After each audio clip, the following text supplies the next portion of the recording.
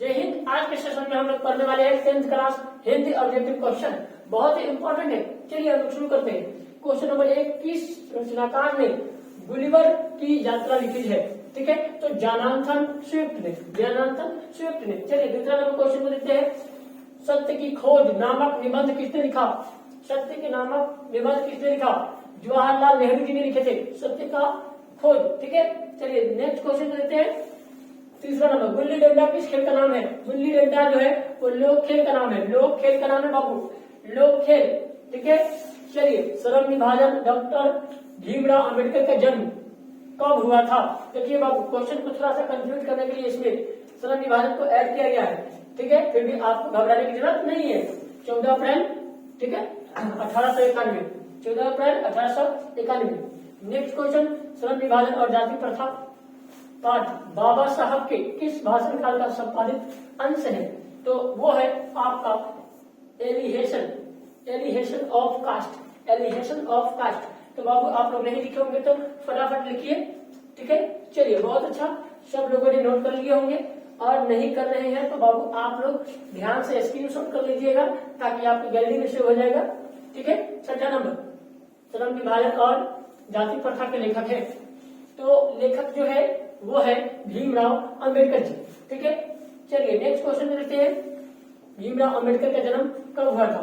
तो 14 अप्रैल 1891 में। ठीक है, नेक्स्ट सवाल, डॉक्टर भीमराव अंबेडकर का जन्म किस राज्य में हुआ था? ठीक है, तो आप लोगों को मालूम ही होगा, मध्य प्रदेश में हुआ था। कहाँ हुआ था बाबू? मध्य प्रदेश में। ठीक है, आर्थिक पहलू से भी जाति प्रथा जैसे आर्थिक पहलू से भी हानिकारक है। क्या है बाबू? हानिकारक है। ठीक है, जाति प्रथा क्या है? समाज के लिए हानिकारक है। भीमराव अंबेडकर की मृत्यु कब हुई थी? ठीक है, तो दिसंबर 1956 को हुआ था। ठीक है, चलिए नेक्स्ट सवाल पूछते हैं। डॉक्टर भीमराव अंबेडकर के माता का नाम, माता जी का जो नाम था वो था भीमाबाई। कौन था बाबू? भीमाबाई। ठीक है, भीमाबाई। नेक्स्ट सवाल, भीमराव अंबेडकर के चिंतन और रचनात्मकता के मुख्यतः कितने प्रेरक व्यक्ति रहे? तो वो जो व्यक्ति रहे वो 3 लोग रहे। ठीक है, 3 लोग रहे। चलिए नेक्स्ट सवाल में, डॉक्टर भीमराव अंबेडकर किस वर्ग के परिवार में जन्म लिए थे? ठीक है, तो वो जो जन्म लिए थे वो दलित वर्ग। ठीक है, 14 भाई बहन में बहुत ही 11वें नंबर पे उनका पालन पोषण बहुत ही दुख कष्टों में बीता। ठीक है, लेकिन उन्होंने अथक प्रयास किया, अच्छे से पढ़ा लिखा और बहुत ही बेमिसाल भारत में इतना डिग्री हासिल की, इतना डिग्री हासिल किए जो पूरी दुनिया में अभी तक किसी ने हासिल नहीं किया था, और दुनिया का सबसे बड़ा संविधान बनाकर भारत का गौरव पूरी दुनिया में बिखेरने का काम किए। ठीक है, उनकी जितनी भी तारीफ किया जाए और शब्दों से कहा जाए बहुत ही कम है।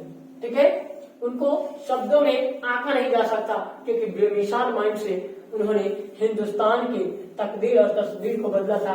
अंग्रेजी शासन से हिंदुस्तान का, ठीक है, अंत करवाकर हिंदुस्तान की सभ्यता को पूरी दुनिया में जगमगाने के लिए एक बेहतरीन संविधान निर्माण किए थे। आधुनिक सभ्य समाज कार्य कुशलता के लिए किसे आवश्यक मानता है? ठीक है, तो आवश्यक जो मानता है वो श्रम विभाजन को। तो बाबू ये ध्यान रखना है, ऑप्शन सी ही है। ठीक है, इसको ध्यान में नहीं रखना है। ठीक है, ऑप्शन सी, ओके, श्रम विभाजन। ठीक है, चलिए नेक्स्ट सवाल में देखते हैं। आधुनिक सभ्य समाज कार्य कुशलता के लिए किसे आवश्यक मानता है? ठीक है, फिर वही सवाल ही है। ठीक है, श्रम विभाजन को। चलिए नेक्स्ट सवाल है, जातिवाद के पोषकों द्वारा श्रम विभाजन किसका दूसरा रूप माना जाता है? तो दूसरा रूप जो है वो जाति प्रथा का दूसरा रूप है, जाति प्रथा का दूसरा रूप है। चलिए नेक्स्ट सवाल, लेखक बेरोजगारी प्रमुख और प्रत्यक्ष कारण किसे मानते हैं? तो वो जो प्रत्यक्ष और प्रमुख कारण है वो जाति प्रथा को मानते हैं।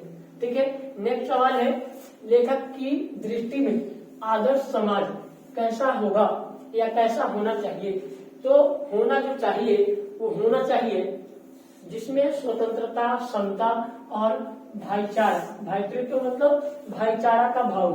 ठीक है, यानी कि स्वतंत्रता मतलब आजादी, समता मतलब बराबरी, ठीक है, आजादी हो, बराबरी हो और भाईचारा हो, वैसे ही भाव हो लेखक के दृष्टि में, यानी कि भीमराव अंबेडकर जी के दृष्टि में, ठीक है, आदर्श समाज का ये परख था।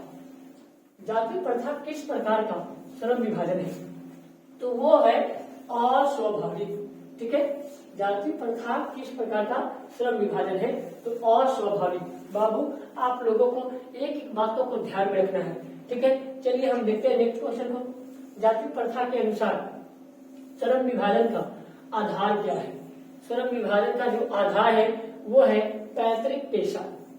अगर पापा, मान लो कि किसी के पापा, ठीक है, मोची है तो उसका बेटा मोची बनेगा, ठीक है, वो जूता सिलेगा। किसी के पिताजी अगर चमार है या ढोल बजाते हैं तो उसके बेटा ढोल ही बजाएगा। ये पैतृक पेशा कहलाता है, ठीक है। अगर किसान के बेटा हो तो आप किसान बनोगे, तो ये पेशा पैतृक होता है, ठीक है, पैतृक पेशा कहलाएगा, ठीक है। अगर कोई डॉक्टर है और उसका बेटा डॉक्टर बन जाए, नेता का बेटा नेता बन जाए, वकील का बेटा वकील बन जाए, तो ये क्या हुआ? पैतृक पेशा के आधार पर हुआ, ठीक है। पेशा बदलने की अनुमति नहीं है। लेकिन आज जो देखा जाए जातियों का, आज तो समझ नहीं आता कि जाति क्या है। जाति तो दो ही है, स्त्री और पुरुष। बाकी जातियों में ज्यादा सामंजस्य, ज्यादा सांप्रदायिकता करने की, ढकोसला बाबा की, ये सब नौटंकी है, ठीक है। तो उस नौटंकी की ओर नजर ना रखो, ठीक है। सिर्फ और सिर्फ स्त्री और पुरुष दो मुख्य रूप से जाति है। अगर जाति गिनना है तो आप पशुओं में जाकर गिनिए। भैंस की जाति देखे नहीं, गाय का देखे नहीं, उल्लू का देखे नहीं, पंछी का देखे नहीं, फिर किसी पशु में नहीं, किसी पंछी में नहीं, किसी जीव में नहीं, तो केवल मनुष्य में ही सब प्रकार की जाति क्यों? हजार प्रकार की जाति क्यों? हिंदू, मुस्लिम, सिख, ईसाई सब है भाई भाई। भाईचारा के साथ रहिएगा तो स्त्री और पुरुष को ही महत्व दीजिएगा और बाकी सामंजस्य मिलाकर के सबको जीना है, किसी से कोई नफरत न हो, ठीक है। सामंजस्य है तो सभी जीव अच्छा है, ठीक है। और सामंजस्य नहीं है, सांप्रदायिकता फैलाने के लिए कोई काम करता है, तो ये सबसे बड़ी समाज की बुराई है। चलिए नेक्स्ट सवाल की ओर आते हैं और वो सवाल है आपका 21 नंबर। श्रम विभाजन और जाति प्रथा के लेखक कौन है? ठीक है, तो आप लोग को तो मालूम ही है, बाबा साहब भीमराव अंबेडकर जी है, ठीक है। चलिए नेक्स्ट सवाल में देखते हैं। श्रम विभाजन और जाति प्रथा शीर्षक किसके द्वारा हिंदी में रूपांतरित किया गया है? तो हिंदी में जो रूपांतरित किया गया है वो ललई सिंह यादव द्वारा। याद रख रहे हैं बाबू, हिंदी में ललई सिंह यादव द्वारा रूपांतरित किया गया है, ठीक है। भारतीय संविधान के निर्माण में महत्वपूर्ण भूमिका किसकी है? तो आप सबको मालूम ही है, भीमराव अंबेडकर साहब की, ठीक है, भीमराव अंबेडकर जी का, ठीक है। सभ्य समाज श्रम विभाजन के लिए किसको आवश्यक मानता है? ठीक है, तो वो आवश्यक मानता है कार्य कुशलता के लिए, कार्य कुशलता के लिए। चलिए नेक्स्ट सवाल लेते हैं। श्रम विभाजन और जाति प्रथा गद्य की कौन सी विद्या है? ठीक है, तो वो जो विद्या है वो कहानी है, ठीक है। वो कहानी नहीं, सॉरी, ये कहानी नहीं, निबंध है बाबू, ठीक है। इस बात को नोटिस कर लीजिएगा, ठीक है। क्या है बाबू? तो याद रखना है कि वो निबंध है, ठीक है। चलिए नेक्स्ट सवाल को देखते हैं। विडंबना का अर्थ क्या है? विडंबना का जो अर्थ है वो है उपहास। बाबू ये सवाल एकदम याद रखना है, ठीक है। विडंबना का अर्थ क्या है? उपहास, ठीक है। चलिए नेक्स्ट सवाल को देखते हैं। भीमराव अंबेडकर ने निम्न में से किसकी रचना किया? रचना किसकी किया? सो देखिए, जाति प्रथा और श्रम विभाजन का रचना की थी। जाति प्रथा और श्रम विभाजन का, ठीक है। रिवीजन का टाइम है, आप तेजी में लिखते चलिए, तेजी में सीखते चलिए, ठीक है। सच्चे लोकतंत्र का पर्याय क्या है? यानी कि सच्चे लोकतंत्र का उल्टा क्या है? ठीक है, या विलोम क्या है? पर्याय का मतलब होता है उल्टा या विलोम, ठीक है। तो क्या है बाबू? एक नंबर आपको ध्यान रखना है, ठीक है, भाईचारा। क्या होता है बाबू? भाईचारा, ठीक है। चलिए नेक्स्ट क्वेश्चन को देखते हैं। लेखक की दृष्टि में विडंबना की बात क्या है? विडंबना का जो बात है वो बात है, ठीक है, जातिवाद के पोषकों की कमी नहीं है, ठीक है। जातिवाद के पोषकों की कमी नहीं है। आज ही अगर हम वीडियो में जातिवाद के बारे में कुछ बता दे तो कल कमेंट हजारों बच्चे देंगे, ठीक है। थोड़ी सी कहना दिया जाए, उस पर जो है लोग मतलब अलग अलग तरीका से टिप्पा टिप्पणी करना शुरू कर देते हैं। ठीक है, तो आप लोग अच्छी राय दीजिएगा। ठीक है, आप लोगों को कैसा महसूस होता है हमारा राय, वो आप लोग कमेंट बॉक्स में जरूर बताइएगा कि आप उसे किस तरह से देखना चाहते हैं। कविता में मुख्य रूप से क्या होता है? तो कविता में मुख्य रूप से जो होता है वो भावनाएं होती है। ठीक है, कविता में हमेशा याद रखना बाबू, कविता में हमेशा भावनाएं छिपी होती है। ठीक है, इमोशन को दिखाया जाता है। तो आई होप कि आप लोगों को वीडियो अच्छा लगा होगा।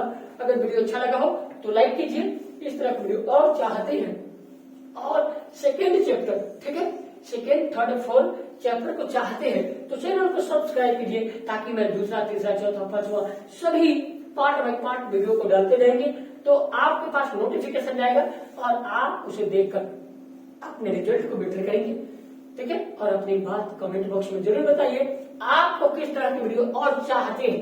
ठीक है, आपके मन की भावनाएं क्या चाहती है कमेंट बॉक्स में बताइए। हम फिर मिलते हैं नेक्स्ट वीडियो में सोल्यूशन लेकर के। धन्यवाद।